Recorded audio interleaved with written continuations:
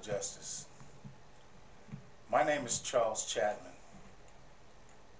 Many of you have no idea who I am, but you all know someone just like me. I am a victim of an unjust justice system.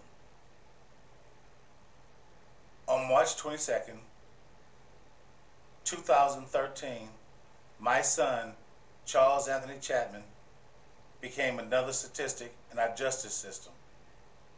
While in the custody of the Jennings, Missouri Police Department, my son was found dead, hung in a cell. They say he committed suicide. My son had been held in St. Louis County lockup for 5 days without incident. He was being held on traffic warrants. And after just 12 hours of being transferred over to Jennings, my son was dead. Now, my outcry and plea for help is simple. Our justice system is killing our children, and they're getting away with it. And we are standing idly by, continuing to let it happen. Question: why is it that we are willing to stand in lines up to 4 and 5 blocks long in the cold in an attempt to purchase a pair of sneakers? Question: why will we spend $500 on a cell phone but refuse to spend $150 on an educational tool that will enhance our children's education? Question: why are there no protest lines outside of police stations that are killing our children, our future? We have been physically released from slavery 200 plus years, and we still have a slave mentality. Why is it as a people we cannot band together on issues that matter? I implore you, I even beg you, to sit with a friend or as a family and take 30 minutes today, and research why I'm trying so hard to save your children. See, I say this with a heavy heart. It's too late for my son. My son is dead. He'll never be coming home again. He'll never be able to hug his children. He'll never be able to tell his mom or me that he loves us. Fact. In this country, every 28 minutes, a young black or Hispanic male is being killed by an affiliate or law enforcement agency while in custody, stopped, or fleeing from them. This does not reflect the females abused, crippled, or wounded by their hands. Imagine one male every 28 minutes. Let me put that in perspective for you. That's roughly 2.9 males an hour. That's 72 a day, 514 a week, 15,420 a month. That is 185,040 of our children.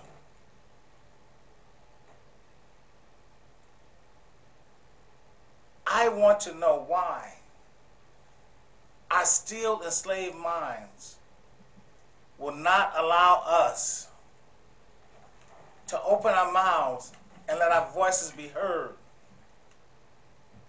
Why do we do nothing? Again, I ask, why so silent? I'm going to ask you to Google 5 names. Some of them you have heard of, some you may not have. They are Charles A. Chapman, Trayvon Martin, Kendrick McCade, Kamari Gray, and Darren Manning. 4 of those names are dead. 1 has been maimed for life without the possibility of ever fathering children. Now I want you to take the time and look at 2 websites for me. They're not twerk sites. They're not fight sites. They're sites to inform you and educate you that they're killing our people, our children, they're dying. And the plans that they have for many more of our children. Now, those sites are www.the-red.com/photos/200013_stories.html. And the second one is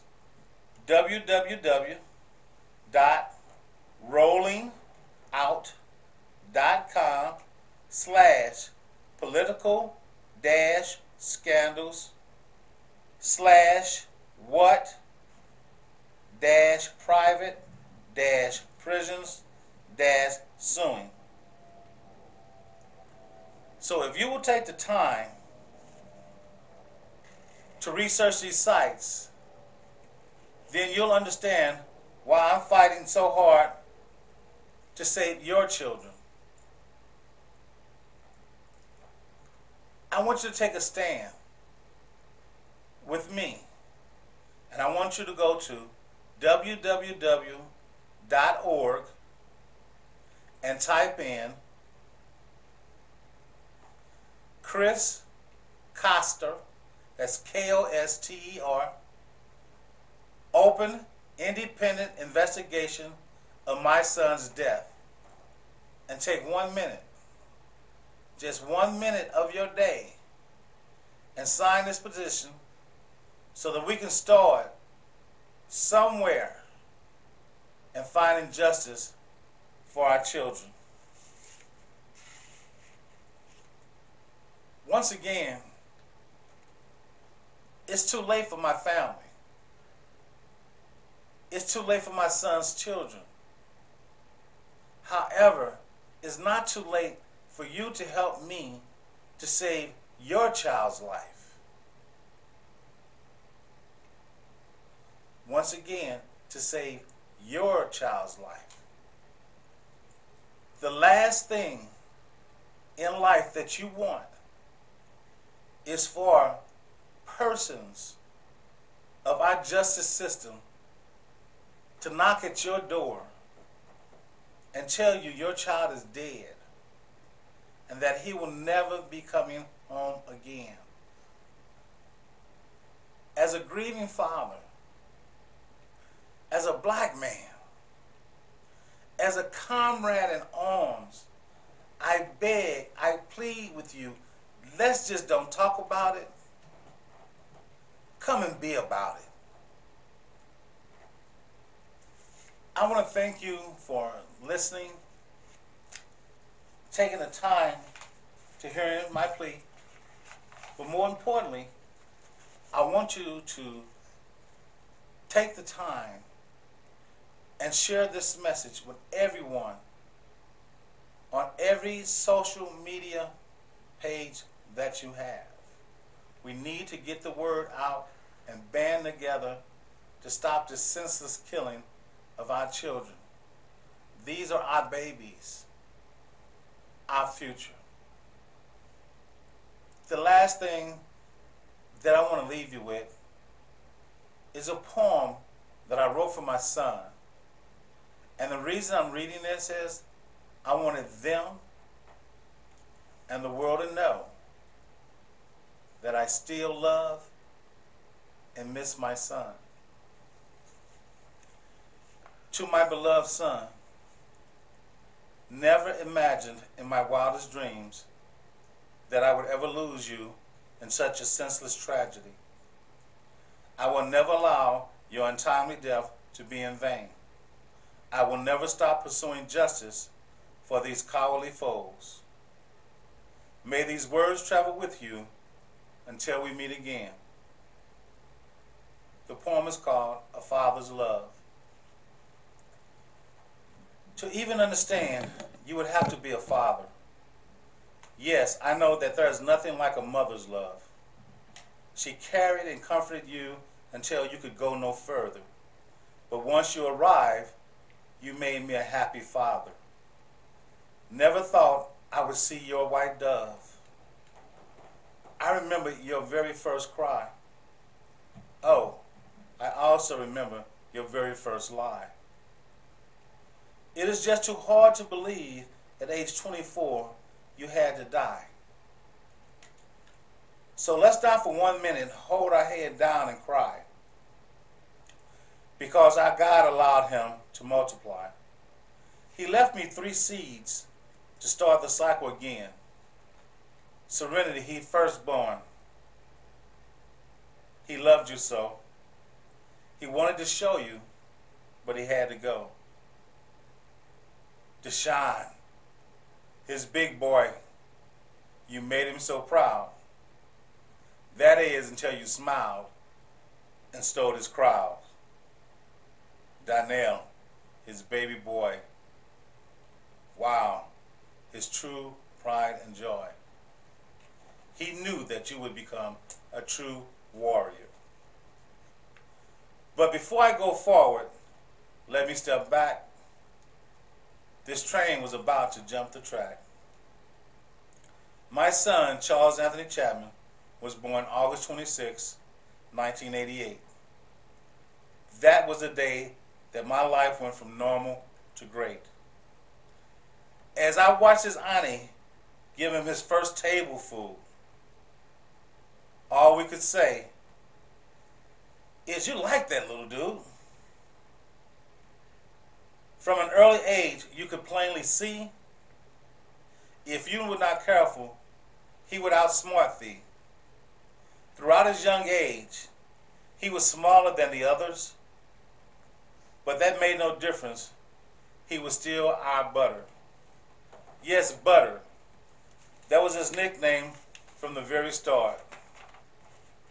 But if you became his friend, you knew he had a huge heart. I remember in his kindergarten play just how delighted I was to say, "That is my son. Look who he portrayed." He was Martin Luther King, and what he said I still remember today. A man is not judged on his race, creed, or color, but by his character.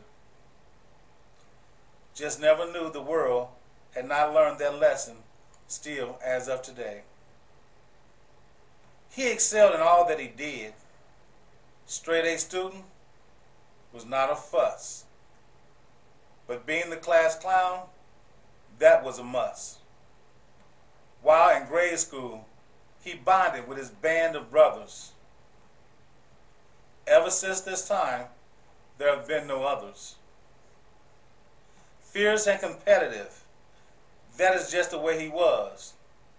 If he was around, there was always a buzz. We shared so much together, so little people knew. He was not just my son, but my best friend too. When he became a young man, he changed his identity and he became Snacks and will be until infinity.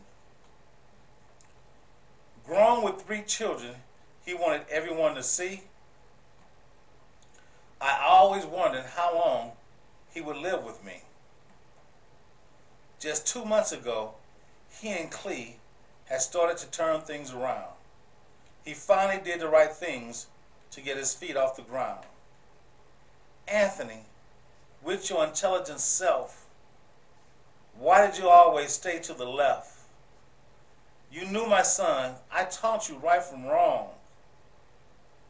What am I supposed to do now that you're gone? As I constantly preach to you, now I will bow my head and bend my knees too. Nothing but prayers will see me through. Because I know a father's love will carry me. As my father loved I, and his father loved him, you see. Our heavenly Father loved his son. My grandfather loved his son.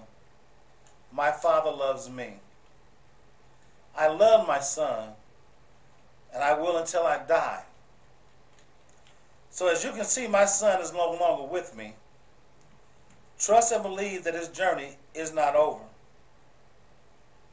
He shall never let us forget he had strong shoulders. My son held me up when there was no one else.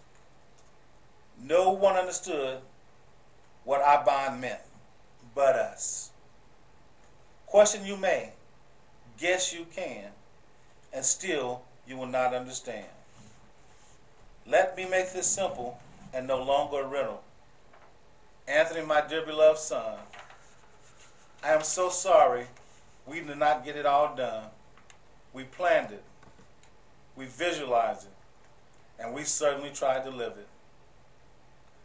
Well, your mother, your brother, and your sisters are here. Trust and believe. They all love you so dear. As for your father, whom you think you left behind, I have your seeds. Now they are mine. Rest, my son, and you no longer have to worry. Lie in his bosom, for he will carry. Goodbye for now. Look for my white dove. It will be carrying your father's love. Thank you.